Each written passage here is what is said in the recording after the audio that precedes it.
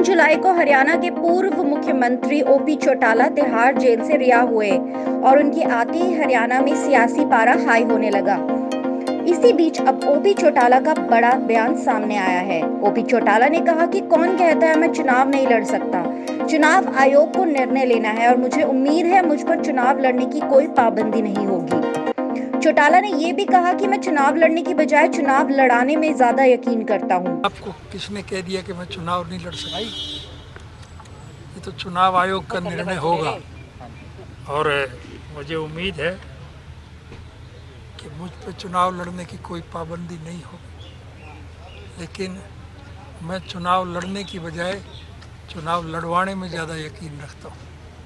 मैं राजनीति में निष्क्रिय कब हुआ था? मैं तो राजनीति में सक्रिय रहा था। हमारी राजनीति केवल एक ही है कि स्वर्गीय चौधरी देवीलाल जी के स्वप्न साकार करें। राजनीतिक चर्चा तो प्रेस कॉन्फ्रेंस बुला करके हम करेंगे। ओपी चौटाला ने कहा कि आज समूचे राष्ट्र के लोग मौजूदा कुशासन से दुखी हैं। किसान संघर्ष के माध्यम से 36 बिरादरी के लोग सरकार के खिलाफ हैं। ओपी चौटाला ने कहा कि चौधरी देवीलाल की विरासत केवल परिवार तक नहीं बल्कि पूरे भारत में है। किसान आंदोलन के संदर्भ में जननायक जनता पार्टी के स्टैंड पर भी ओम प्रकाश चौटाला ने प्रतिक्रिया दी। उन्होंने कहा कि कौन कहां खड़ा है ये तो वक्त बताएगा, लेकिन मौजूदा वक्त में सभी वर्ग इस सरकार के कुशासन से परेशान और खिलाफ है।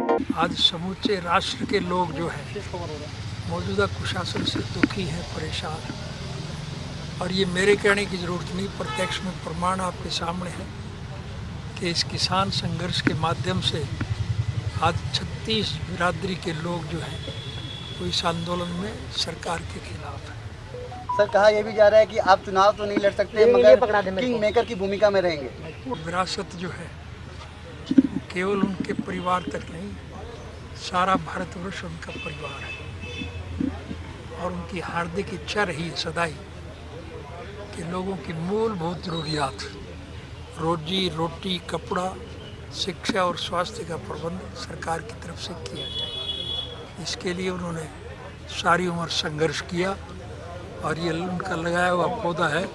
हम उनके नक्शे कदम पर चलते हुए उनकी इच्छाओं की पूर्ति के लिए प्रयासरत हैं। कहाँ खड़ा है ये तो वक्त बताएगा, लेकिन आज की स्थिति ये है कि इस देश का हर नागरिक, चाहे कोई किसी भी धर्म और मजहब को मानता है, किसी भी जाति का है, किसी वर्ग से जुड़ा हुआ है और चाहे किसी के रोजगार, व्यवसाय और कारोबार का कोई साधन क्यों न हो, चाहे हिंदू है, सिख है, मुसलमान है, ईसाई है, चाहे हरिजन है, चाहे बैकवर्ड है, चाहे व्यापारी है, चाहे कर्मचारी है, चाहे कारखानेदार है या मजदूर है, चाहे किसान है या कमेरा, आज 36 बिरादरी के लोग मौजूदा कुशासन के खिलाफ हैं। राजनीति में आखिर नहीं हुआ, राजनीति किसी उद्देश्य और असूल को लेकर के काम करें और जब तक वो पूरी तरह से कंप्लीट ना हो जाए तो उसमें किसी प्रकार की ढील नहीं आनी।